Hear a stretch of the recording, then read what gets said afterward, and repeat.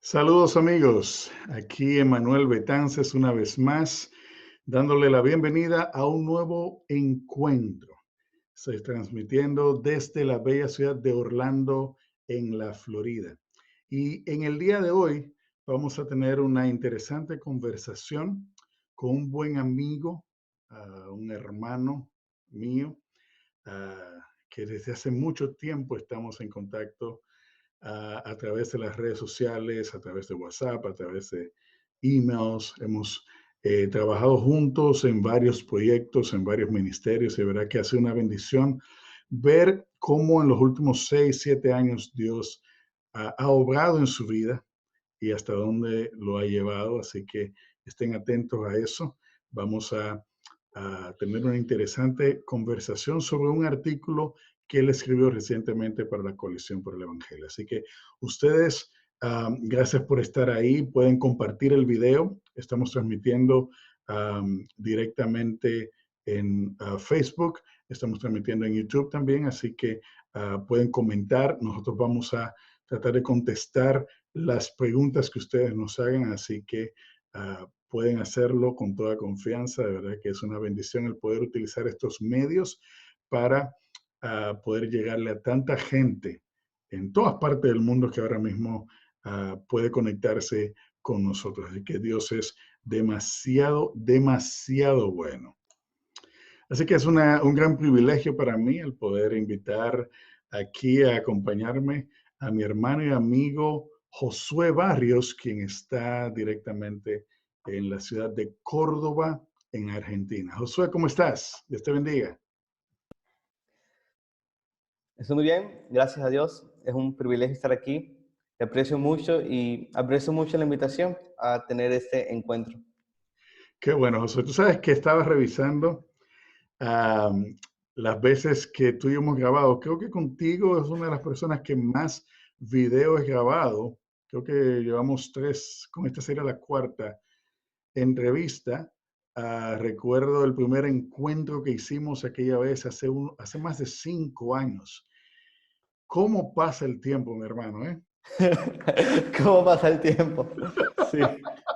Todavía recuerdo como si fuese ayer cuando nos conocimos en las redes sociales, que estabas allá en Mérida, en Venezuela, en tu iglesia neopentecostal, y ver cómo Dios ahora mismo te ha llevado hasta ahora, o sea, a dónde estás, lo que Dios te ha permitido lograr, estás casado, tu trabajo, lo que estás haciendo en distintos ministerios. Cuéntame un poco de lo que ha pasado en tu vida en estos últimos 2 años, porque tú, siendo venezolano y estando en Venezuela y demás, fuiste uno de esos hermanos venezolanos que tuvo que salir por la crisis, tuvo que salir de Venezuela. Tú estás ahora en Argentina, pero cuéntame, ¿cómo llegaste a Argentina? ¿Fuiste directo desde Venezuela a Argentina o cómo pasó eso? Nosotros desde hace años, desde antes de casarnos, mi esposo y yo habíamos orado para salir del país, no tanto por la crisis, sino para capacitarnos para el ministerio. Estudiar, tener experiencia en otros campos, en otras culturas, en otros países. Y nosotros luego de mucha oración y algunas puertas que se abrieron y otras que se cerraron, el Señor nos movió a ir a Colombia. Y estuvimos en Colombia sirviendo alrededor de un año, pero por cosas que ya escapan de nuestra soberanía, que escapan de nuestra mano, pero que no escapan de la soberanía de Dios. No pudimos quedarnos con la visa religiosa de misioneros allá y luego de mucha oración vinimos a Argentina confiados en la dirección del Señor. Nuestros mejores amigos nos ayudaron, nuestros pastores oraron por nosotros. Y aquí estamos en la Iglesia Bíblica Bautista Crecer, en Córdoba.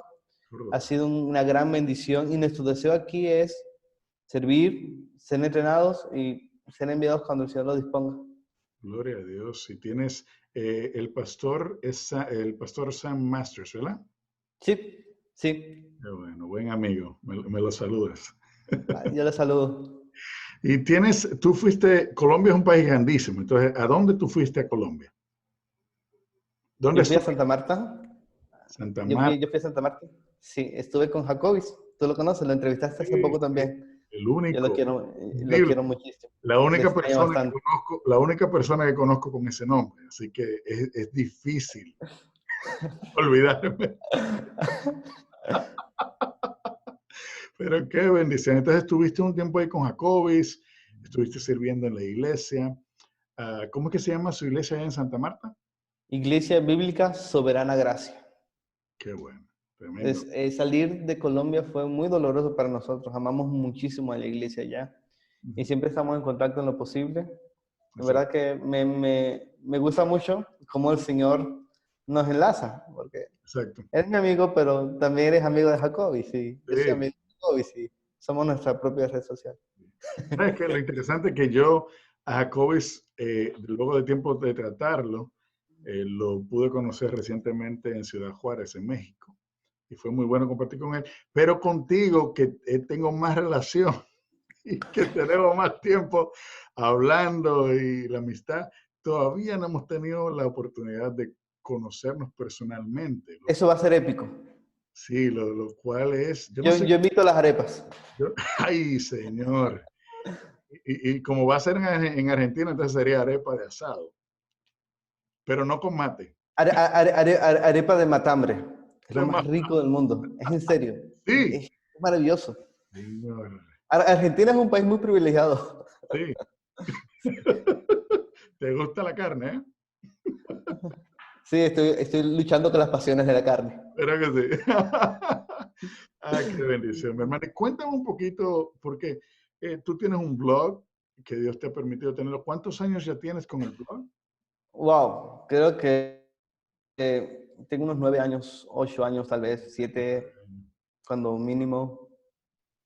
Sí, la cantidad de testimonios que he escuchado de gente que han sido bendecidos por tu blog es mucha. Así que de verdad que Dios te ha usado ahí, pero no solamente te has quedado con tu blog, que está en josuebarrios.com, sino también que tú estás sirviendo en uno de los ministerios de más trascendencia en toda Latinoamérica.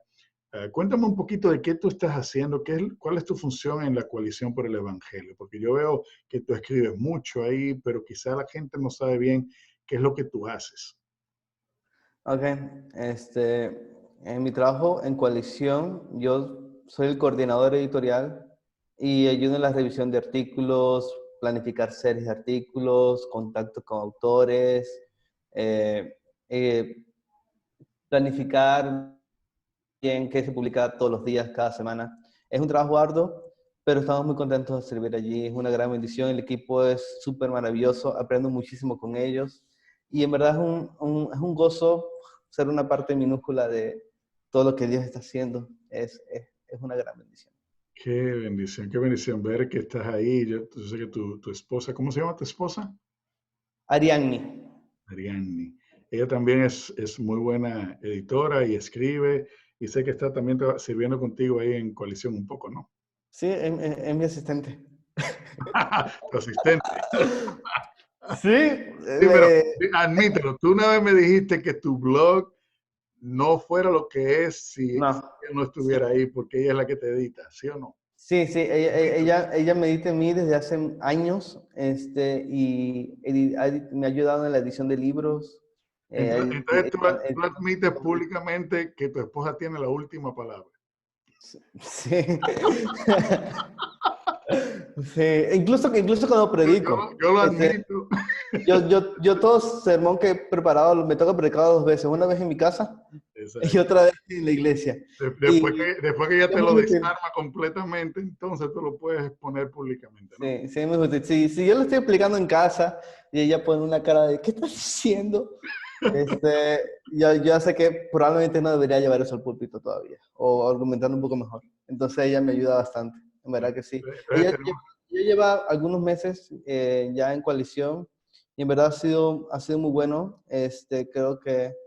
Creo que ella está muy contenta con el trabajo, yo estoy muy contento también, el equipo también, y de nuevo, es un privilegio lo que estamos haciendo, es algo totalmente por la gracia del Señor. Tú conoces mejor mi historia de lo que la puede conocer alguien que está viendo el video ahora, pero conoces como hace varios años atrás yo estuve en contextos evangélicos donde el verdadero evangelio no era exaltado. Mi esposa y yo salimos de allí. Obviamente en esos contextos había gente muy hermosa, algunos eran creyentes genuinos y lo creemos, que edificaron nuestras vidas de manera increíble, ¿no? Pero en ese contexto no estaba Cristo como el centro. Y ver cómo Dios nos ha movido y ahora podemos servir en un ministerio como Coalición es un gran gozo, es un gran privilegio.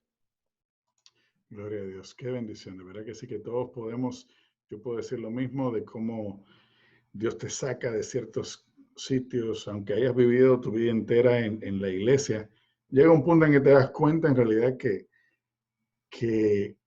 primero que no lo sabías todo, después de que estabas equivocado en la mayoría de cosas que tú pensabas que querías. Pero lo más impactante es cuando Dios te enfrenta con tu pecado y tú te das cuenta de que no es por tus buenas obras o por lo mucho que tú vas a la iglesia o por lo bien que tú cantas o por lo bien que tú tocas, que hay algo que Dios tiene que hacer en tu corazón para sacar ese pecado que te domina, matarlo y entonces tú deberás ser transformado y es algo que tú no te ganas, que no te mereces, es una gracia escandalosa, es algo que no se puede explicar. Cuando miro hacia atrás y veo lo que Dios ha hecho en mi vida, me asombro de verdad de su gracia y yo sé que te pasa lo mismo a ti, ¿no? Sí, me pasa lo mismo y me pasa menos lo que debería pasarme. Me refiero a que no todos los días siento tanto asombro y todos los días necesito ser como el salmista: Señor, abre mis ojos para ver las maravillas de tu ley, ayúdame a comprender más tu evangelio, ayúdame a sentir más asombro ante eso. Ser como David, decir: Señor, ¿quién soy yo para que me hayas traído hasta acá? Amén. No, somos expertos en olvidar Ujú. las obras poderosas de Dios. Así es, así es. Y de verdad que es lamentable, pero gloria a Dios por su misericordia y por su gracia. De verdad que sí, que a pesar de nuestras flaquezas, Él puede ah, usarnos, puede ah, glorificarse a través de nuestras vidas de las maneras que más sorprendentes, de verdad que sí. Y Josué, algo que me gustaría hablar, que tú y yo conversemos rapidito, es sobre la situación que estamos viviendo en el mundo ahora mismo en cuanto a lo que es este virus el coronavirus que está ahora mismo básicamente paralizando el mundo. O sea, es una de las cosas más extrañas, que, inimaginables que nosotros podemos, que se nos ha presentado. O sea, ninguno de nosotros había sido preparado para algo así y creo que ni siquiera en películas tú ves algo como lo que está pasando ahora mismo, ¿no? Es muy extraño. Es bien, Eh, lo que pasa es bien difícil de explicar, ¿no? sí, no.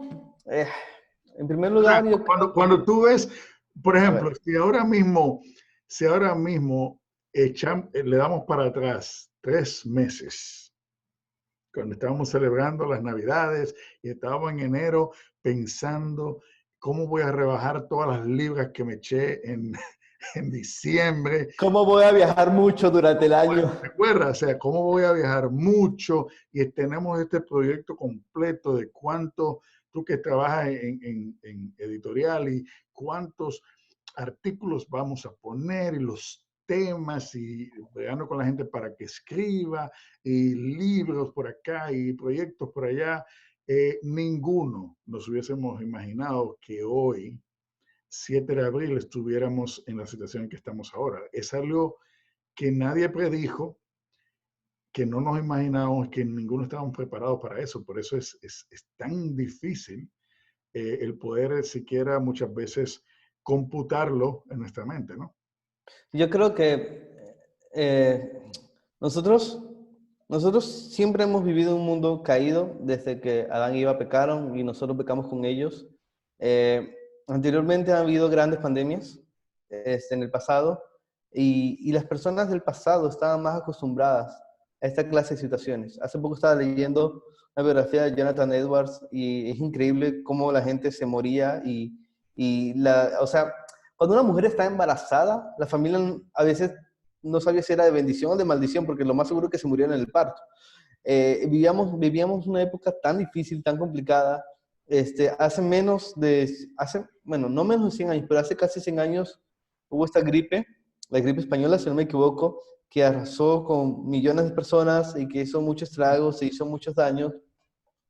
Y desde entonces el mundo ha cambiado mucho, tenemos más comodidades que nunca, tenemos más medicinas que nunca, aunque decimos que el mundo está mal en cuanto a economía y a desarrollo, en realidad está mejor que nunca por ese lado. O sea, hoy en día hay más gente vacunándose, hay más países saliendo de la pobreza, todavía hay cosas horribles, horribles, horribles, horribles, pero hay un sentido en el que el mundo está mejor que nunca. Entonces nosotros vivíamos en esa burbujita creyendo que somos invencibles, todo está súper bien y hemos perdido de vista la seriedad de la muerte. Cuando alguien está enfermo y se va a morir, antes la gente lo tenía en su casa y lo despedía en su casa, ahora lo enviamos al hospital, o cuando ya está acabando su vida lo enviamos al ancianato.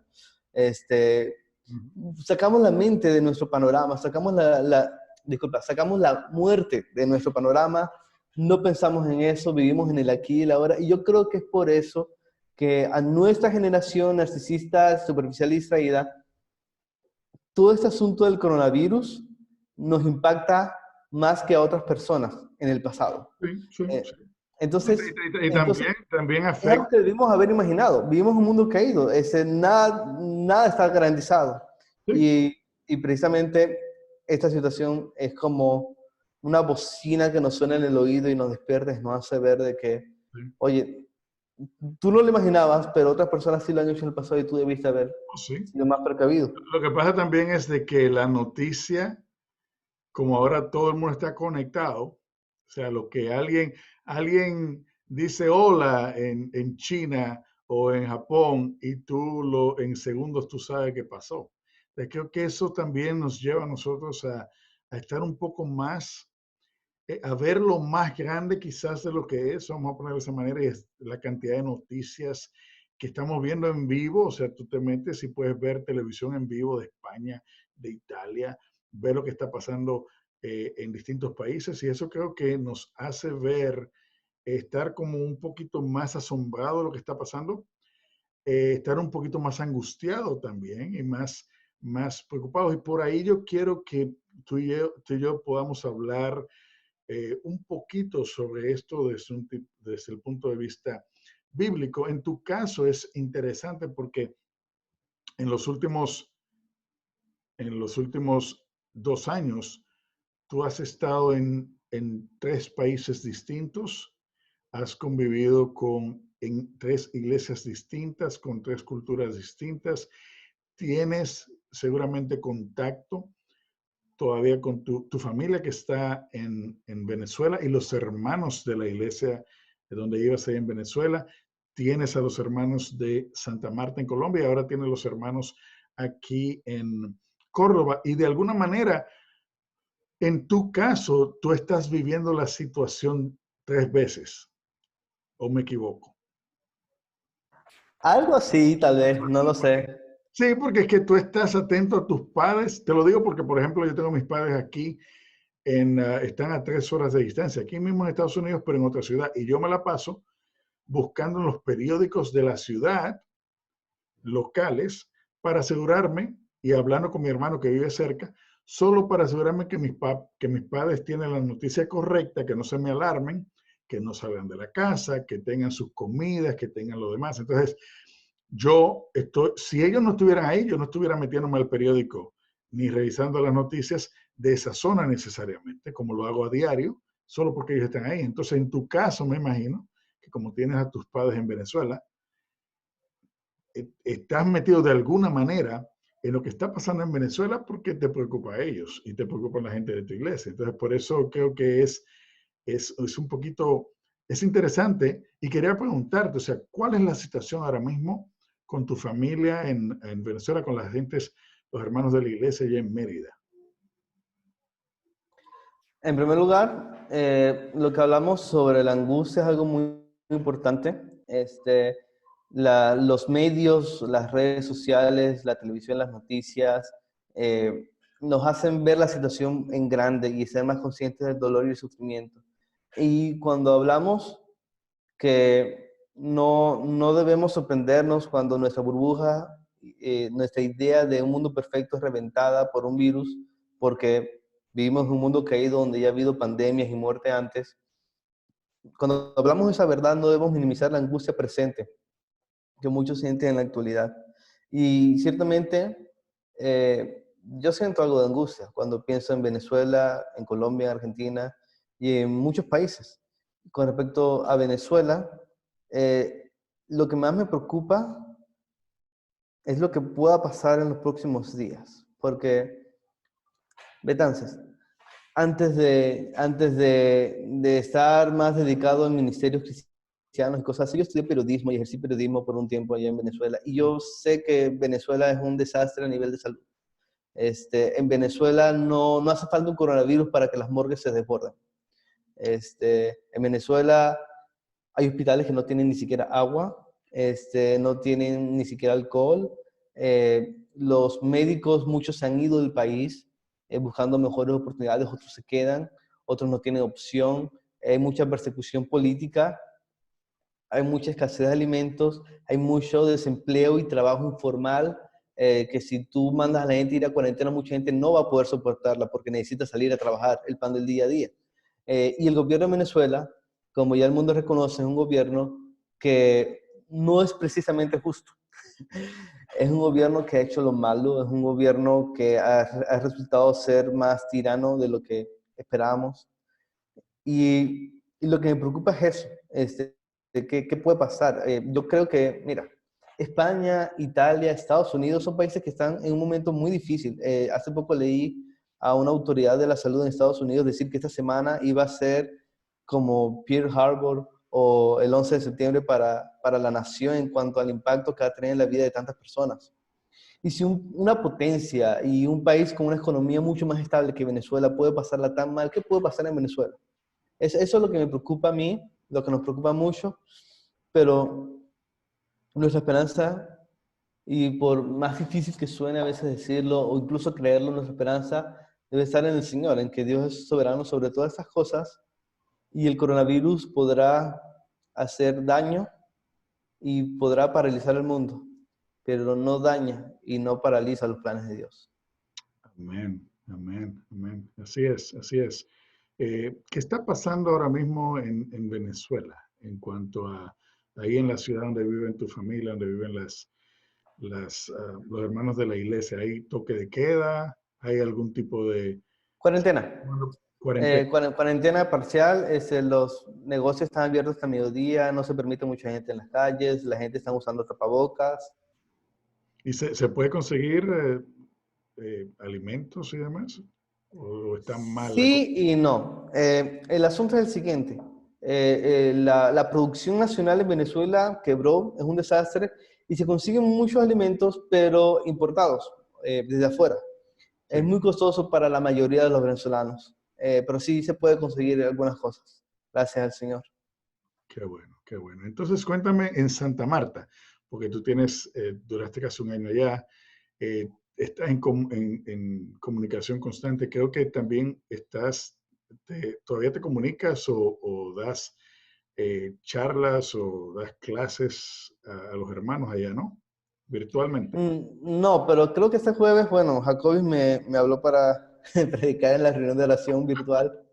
Es raro, Bueno, no me ya acostumbro. no tienes excusa. Es lo que pasa, imagínate. Sí, Todo es sí, virtual, o la da él virtual o la das tú, así que sí, el todo, que la todo. recibe no se Hola, alguien más. sabe. En la iglesia, ya has bendecido mucho a la iglesia. Hay buenos hermanos allí, Bueno, ¿qué es dispuestos a lo que hacer más lo bueno. extrañas? ¿Qué es lo que más extrañas de Santa Marta? La iglesia. Y en segundo lugar, la playa. La playa, Y en tercer lugar, las salchipapas. papas. Uf, ya veo que si empezamos a hablar de comida no vamos a terminar esto. Mira, cuéntame entonces, ¿ya tú tienes cuánto tiempo ahí en Córdoba? Llevamos ya 7 meses más o menos. De meses. Entonces, en este momento en que te estás todavía aclimatando, a, a un sitio completamente distinto, cultura completamente distinta, clima completamente distinto. Ah, entras en este proceso también del coronavirus, de cuarentena. ¿Qué está pasando ahora mismo ahí en Córdoba en cuanto a la cuarentena? ¿Cómo se vive? ¿Cómo es? Ha sido difícil para varias personas en la iglesia, al igual que el resto de Latinoamérica, aunque Argentina la cultura es muy diferente. En Argentina muchas personas trabajan de lo que ganan día a día. Eso ejerce mucha presión económica sobre muchas personas. La cuarentena cada vez se ha flexibilizado más por el costo económico que tiene. Argentina es un país con una deuda increíble. Entonces, eh, el gobierno de acá ha cada vez flexibilizado más y ha dado permisos a ciertos trabajadores a poder salir de sus casas. Y yo creo que lo que van a hacer en los próximos días es flexibilizarla más aún, porque es insostenible económicamente cuando un país tiene tanta deuda y tantos problemas económicos como Argentina los tiene. Sí, es lo mismo que pasa en República Dominicana, en otros países. Sí, Es casi imposible. Aquí en Estados Unidos, que es una potencia y que si no hay dinero ellos lo imprimen, eh, se está hablando ya, se está diciendo que hay que empezar la economía de nuevo porque no se puede aguantar tanto tiempo aquí parado. Así que si eso es esta potencia, me imagino que en los países nuestros la cosa es bien seria. O sea, no me imagino dueños de pequeños negocios, de restaurantes y demás que pueden estar 2 meses fuera de servicio. sí, a veces pienso que se puede morir más gente de pobreza que del coronavirus como tal, Es, porque el impacto económico va a ser mucho mayor que el impacto simplemente en la salud de las personas.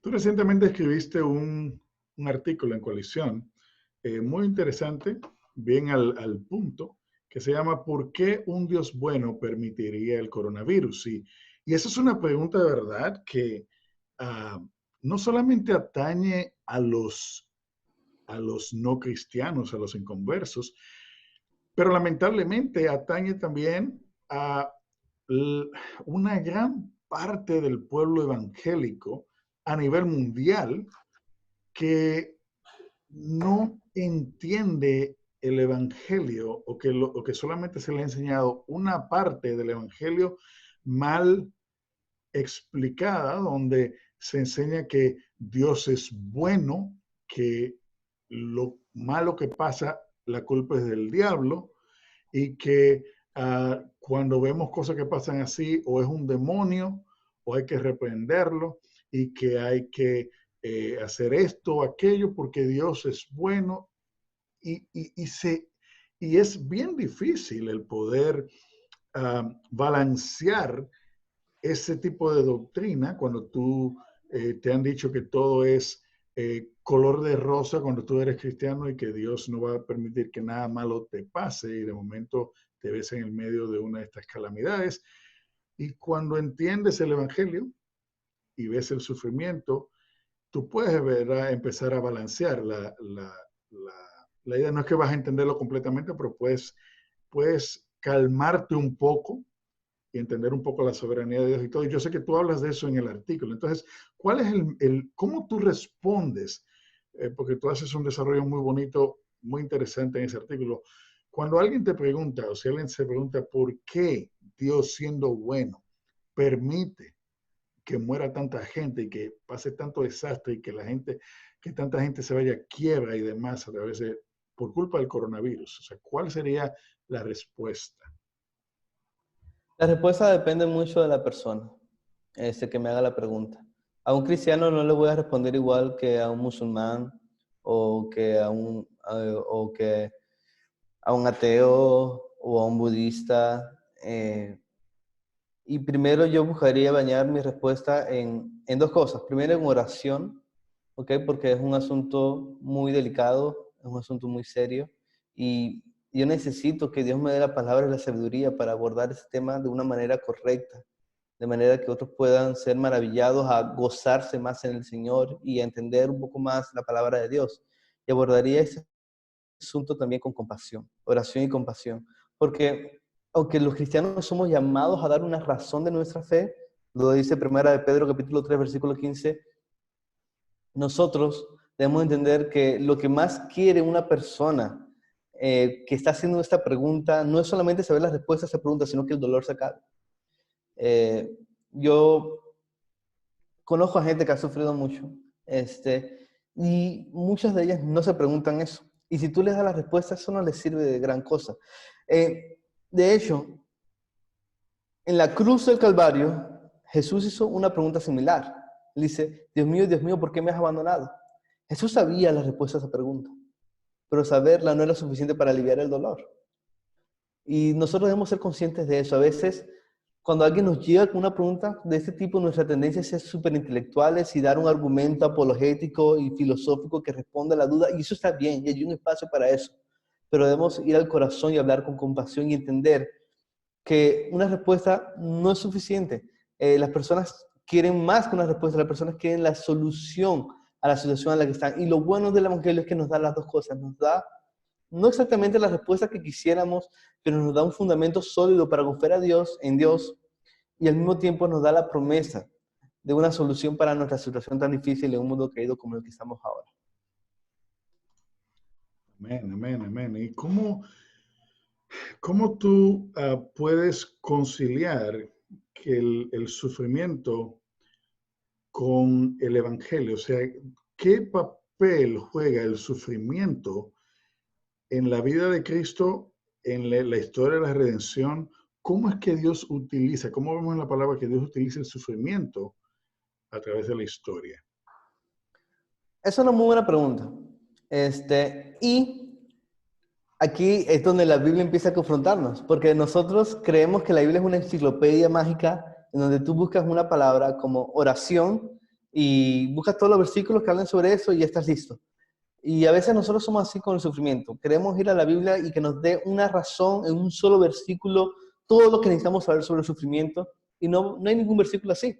Hay versículos que nos enseñan, por ejemplo, que el sufrimiento Dios lo permite para recordarnos que estamos en un mundo caído que espera la redención de los hijos de Dios. Eso está en Romanos 8. Pero también tenemos otro versículo que nos habla que el sufrimiento es un castigo por el pecado para las naciones, como también tenemos otros versículos que nos hablan que el sufrimiento, en este caso para el creyente, Dios lo puede permitir para que el creyente no dependa de sí mismo, sino que dependa de Dios, y para llevarnos cada día a ser más a imagen de Cristo. Romanos 8:28 dice que los que aman a Dios, todas las cosas ayudan a bien. Y el versículo siguiente dice que es para que seamos cada día más como Jesús, más a su imagen. Entonces, debemos ser muy cuidadosos, en mi opinión, cuando consideramos esta crisis del coronavirus y decimos, esto está ocurriendo porque las naciones hicieron esto o porque Dios está juzgando a la iglesia. Todas esas cosas pueden ser verdad, ¿ok? Pero no podemos reducir a una explicación del tamaño de un tweet todo lo que está ocurriendo. Debemos ser más comprensivos y debemos ver todo el consejo de Dios con el balance con el que Dios lo presenta. Entonces, viendo más con detalle tu pregunta, yo creo que hay varias cosas que podemos decir y que hemos mencionado. Dios usa el dolor para juzgar a este mundo y a las personas por sus pecados, pero también lo usa como bocina para llamarnos al arrepentimiento y la confianza en Él. En Lucas 13, cuando el Señor habla de los que murieron porque les cayó la torre encima, le dice, hey, no se sorprendan, si ustedes no se arrepienten, ustedes también van a perecer. Entonces, Dios hace esa clase de cosas. Él usa el sufrimiento para traernos a Él, para despertarnos a Él. En 2 Corintios capítulo 1, versículo 8 y 9, el apóstol Pablo, él habla de que Dios permitió que ellos estuvieran en una situación muy difícil, al punto de que Pablo y su equipo creyó que iban a morir. Pero Dios permitió eso para que ellos confiaran en el Señor y fuesen consolados por Él, y con ese mismo consuelo ellos pudieran consolar a otros.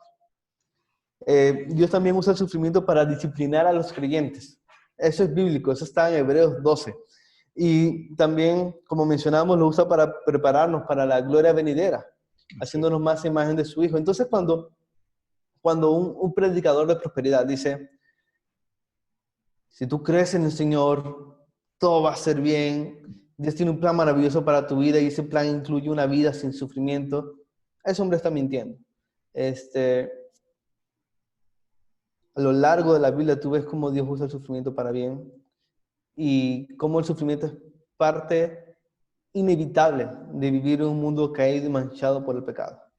Y nosotros como creyentes entonces anhelamos no nuestra mejor vida ahora, sino la mejor vida que viene después de la hora. Amén. Es la vida eterna que solamente tenemos en Cristo, la vida eterna que solamente tenemos en el Señor. Y nosotros debemos ser siempre muy cuidadosos a la hora del sufrimiento. Nosotros no queremos ser como los amigos de Job. Exacto. Debemos ser muy cuidadosos, pero al mismo tiempo hay cosas que la Biblia nos va diciendo, no nos da una respuesta absoluta que lo abarque todo, porque es un tema muy profundo y fíjate lo siguiente,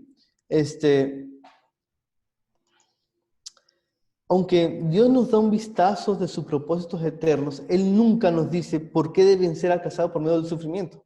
Él nos dice muchas cosas sobre los beneficios del sufrimiento y por qué Él lo permite, pero nunca nos dice por qué el sufrimiento. O sea, me explico. Sí. Dios pudo haber usado cualquier otra cosa excepto el sufrimiento para que Pablo dependiera más de Él. No lo sabemos. Ujú. Dios es soberano. Para Él nada es imposible. ¿Por qué entonces tiene que ser el sufrimiento?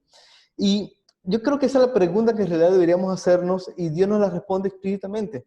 Y yo creo que Él no la responde explícitamente porque tal vez no entenderemos su respuesta. Nosotros somos muy pequeños y Dios es infinitamente grande. Y Así Dios, es. Él ve todo de una manera que nosotros todavía no podemos comprender. Exacto. Al No, mismo tiempo, al mismo es tiempo, que, es que Dios está, Él fue que escribió la historia. Nosotros estamos en el medio. exacto, exacto.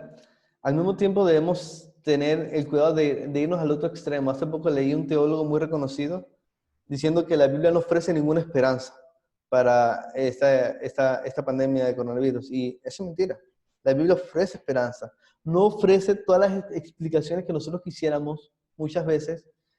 Nos ayuda, nos da un vistazo de esas explicaciones, eh, pero, pero sí ofrece esperanza. Sí nos da lo que necesitamos justo ahora. Lo que más queremos en medio del sufrimiento no es que alguien lo explique, sino que se acabe. Y eso es lo que Jesús nos promete. Yo estuve escribiendo en el artículo precisamente que Dios escogió salvarnos por medio del sufrimiento. Él sufrió para acabar con el sufrimiento en el futuro sin acabar con nosotros. Wow. Sí, porque nosotros somos los que traemos el sufrimiento a este mundo en realidad. Y el plan del Evangelio es cómo Dios arregla todo lo que está mal en este mundo sin acabar con nosotros, que merecemos condenación eterna y merecemos algo muchísimo peor que cualquier coronavirus. Entonces, como decía en el artículo, nosotros somos dignos de algo peor que el coronavirus y así sabemos que Dios no es indiferente a nuestras lágrimas, Dios sufrió por nosotros. Entonces, Amén. podemos tener descanso en Él, podemos tener descanso en aquel que ejerció su soberanía en amor, Ujú. entregando a su Hijo para poder justificarnos sin Él dejar de ser justo.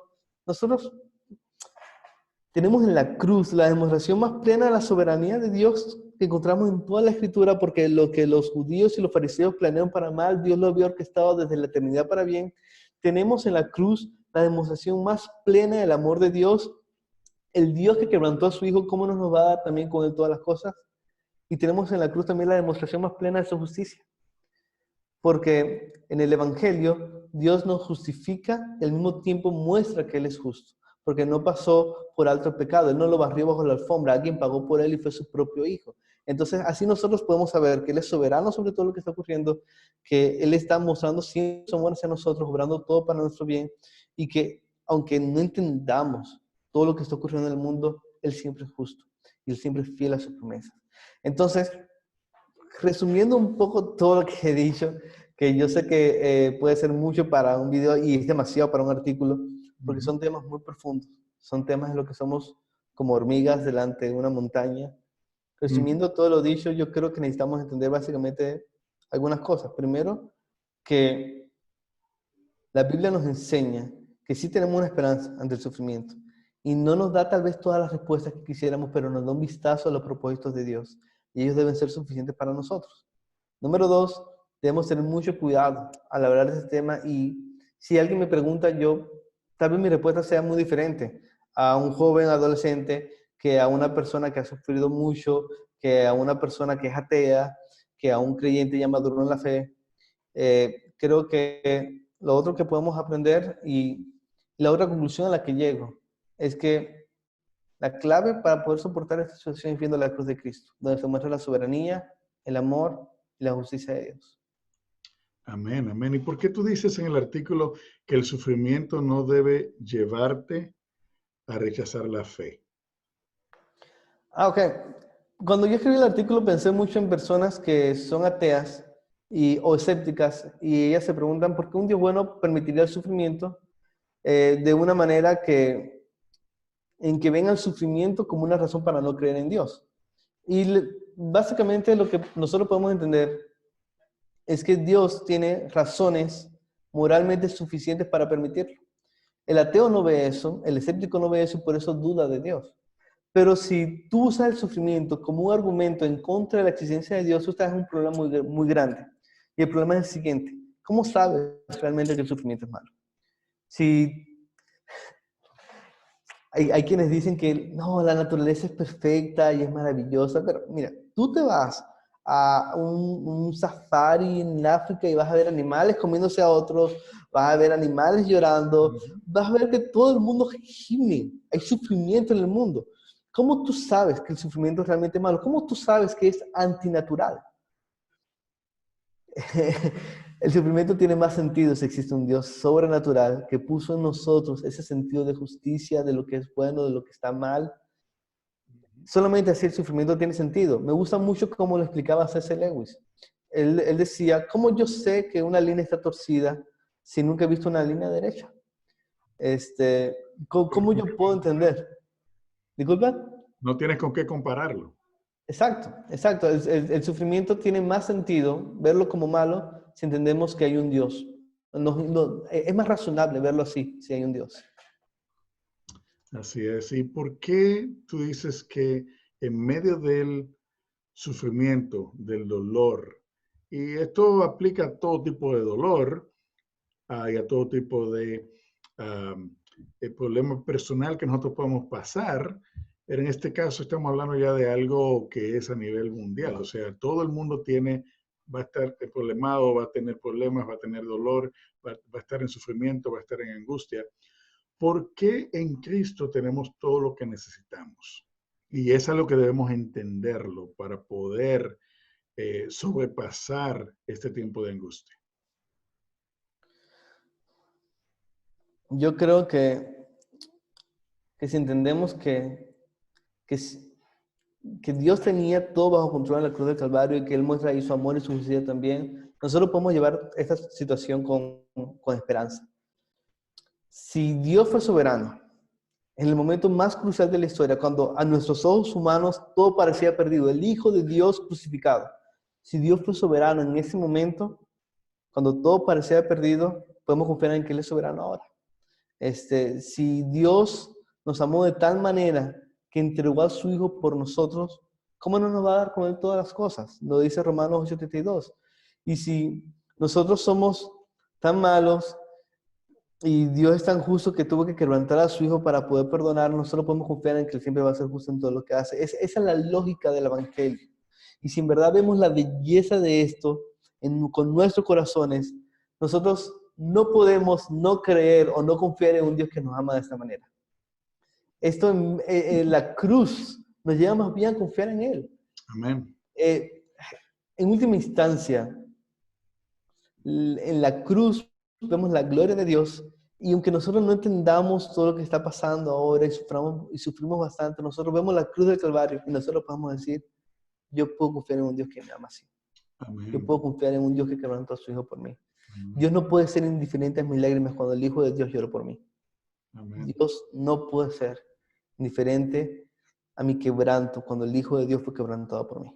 Amén. No nos da todas las respuestas que quisiéramos tal vez, pero eso es suficiente para nosotros porque precisamente por el Evangelio, por la obra de Cristo, nosotros tenemos acceso en el Espíritu Santo hacia el Padre. Nosotros sabemos que hay en la presencia del Padre delicia, deleite, gozo eterno en Él. Y eso es lo que nos sostiene. Y eso es lo que como cristianos necesitamos para tener un testimonio radical en el mundo. Yo creo que esta temporada es muy genial y oro que así pueda hacerlo para que pueda haber un avivamiento en nosotros. Porque es muy fácil decir Jesús es maravilloso cuando todo te va bien. Sí. Pero en el pasado, la iglesia, en pandemias pasadas, han glorificado al Señor manteniendo gozo, manteniendo esperanza, sirviendo sacrificialmente, mientras todos se preocupan por ellos mismos y por retener y por lo que es bueno para mí. Los cristianos se niegan a sí mismos y buscan servir a los demás, porque están satisfechos con el gozo que viene de Dios.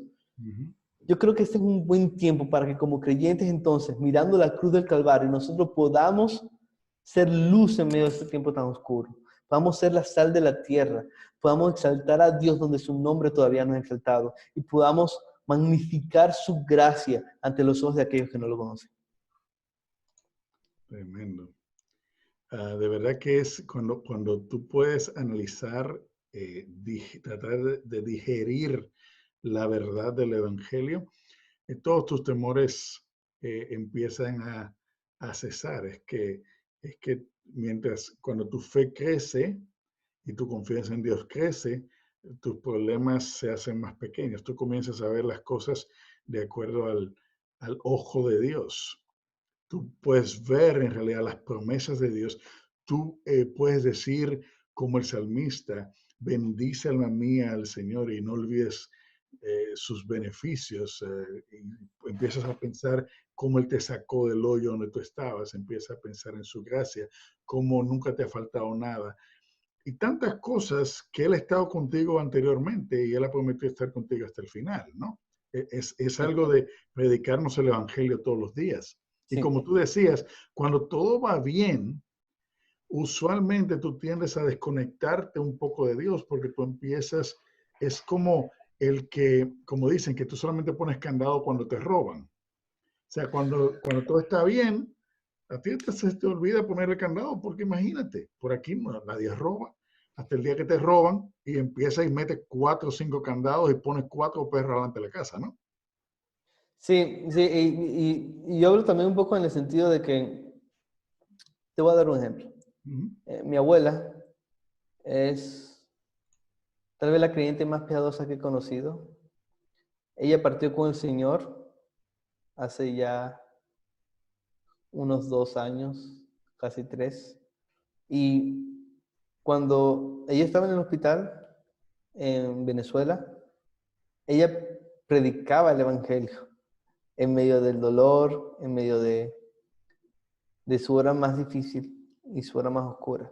Y yo creo que un testimonio dado en un momento así tiene mucha más credibilidad que un testimonio dado desde la comodidad de mi casa, cuando todo parece que anda bien en mi vida.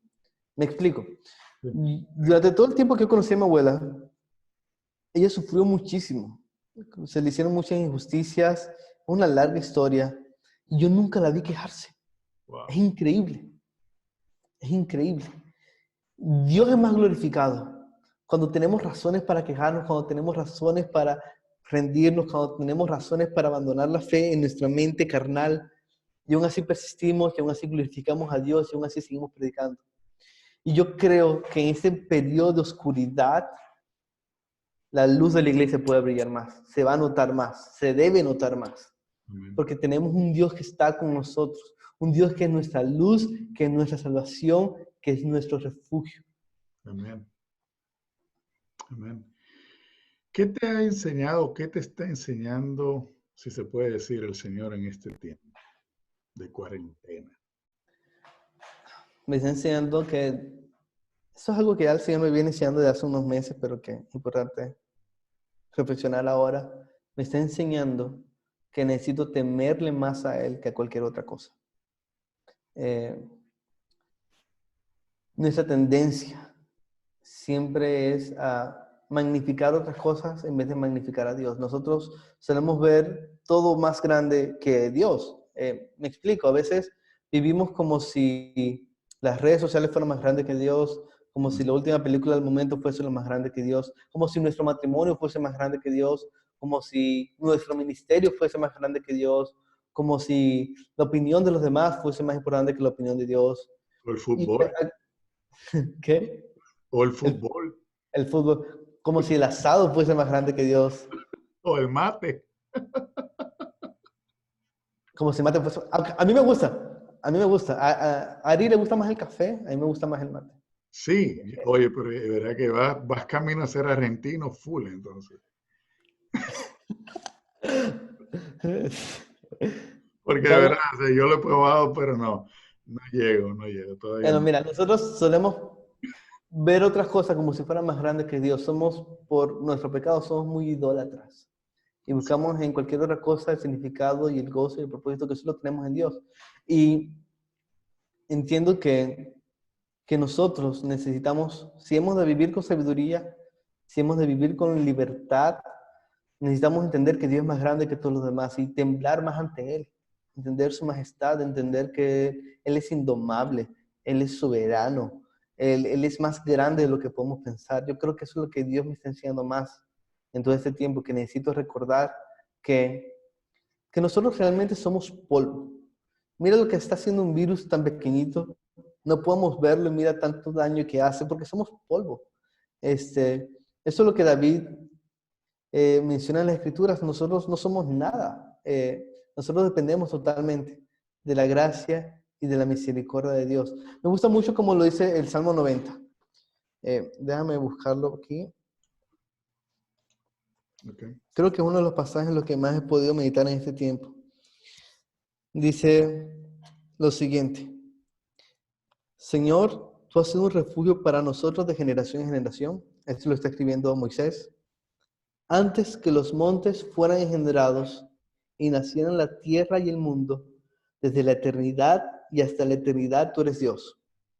Haces que el hombre vuelva a ser polvo y dices, volved hijos de los hombres, porque 1000 años ante tus ojos son como el día de ayer que ya pasó y como una vigilia de la noche.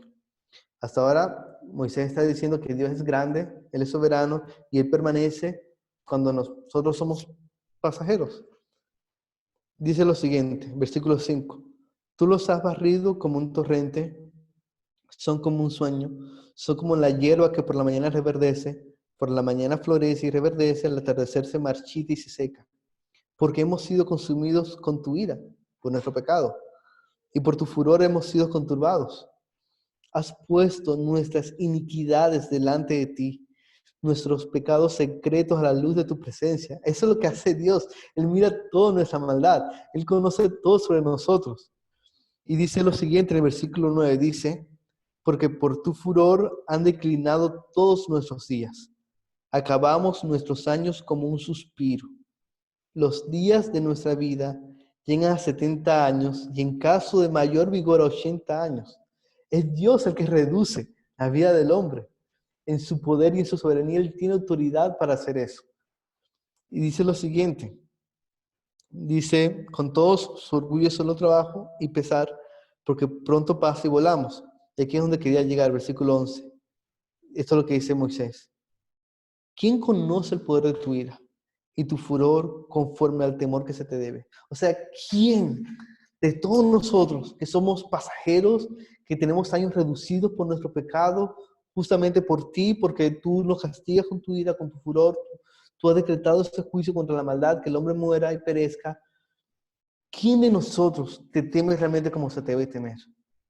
Somos muy ignorantes o insensibles ante la majestad del Señor. Y mira lo que pide Moisés, dice, enséñanos a contar de tal modo nuestros días que traigamos al corazón sabiduría. O sea, Señor, ayúdame a entender que mis días son tan cortos de manera que yo pueda temerte más. Esta es la conexión con el versículo anterior.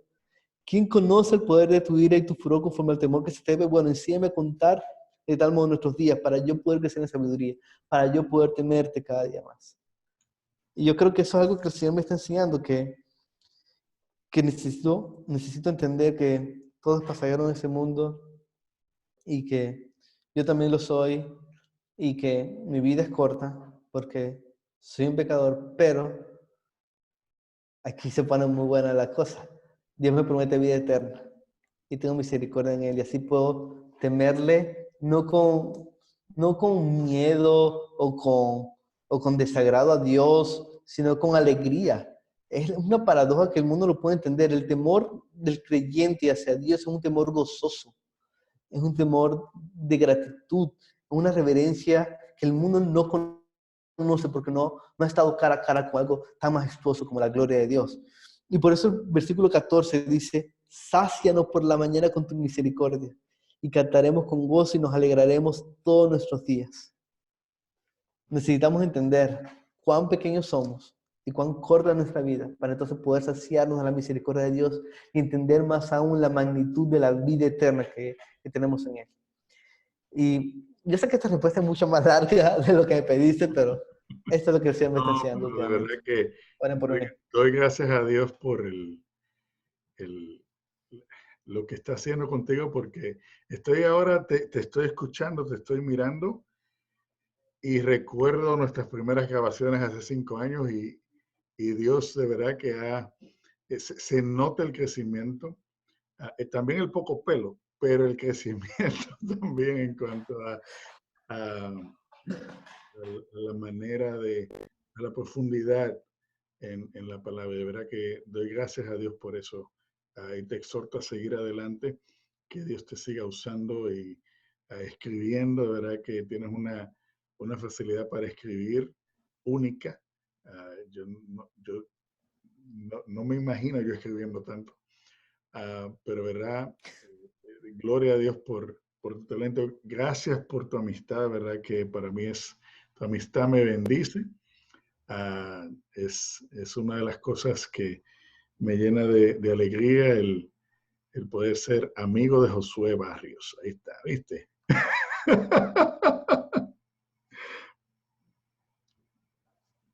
¿Estás ahí? ¿Estás ahí? Sí, sí, sí, aquí estoy, no me he ido. Sí. Se había Es que, bueno, cortado un poco la transmisión. estamos grabando esto porque Zoom no nos permitió hacerlo en vivo, y lo voy a subir directo sin editar. Así que si ven algún tipo de problema, disculpa, esto es bien orgánico como lo íbamos a hacer en vivo, ¿no? Y Súper en vivo. estamos en vivo, así que si hay algún problema, discúlpenos. Lo que queríamos era llevar el mensaje esta misma noche, así que yo ahora que terminemos de grabar, lo subimos, lo compartimos y esperamos que también sea de bendición para ustedes. Pero de verdad, Josué, gracias por tu tiempo, gracias por lo que Dios está haciendo en tu vida. No sé si tienes algunas palabras para concluir Eh, o ya lo dijiste todo todo. lo que somos, todo lo que somos es por la gracia de Dios. Somos muy pecadores, pero tenemos un Salvador muy amoroso y muy poderoso. Y en verdad estoy agradecido de poder tener este tiempo contigo. En verdad doy muchas gracias a Dios por ti, Emanuel. Las personas no lo saben, pero Emanuel es una de las personas que más han influenciado en mi vida. Yo conocí en gran parte la sana doctrina gracias a Emanuel. Voy a comenzar, Entonces, voy a cortar esto porque ya te voy a empezar a hablar de mí, así que corto la...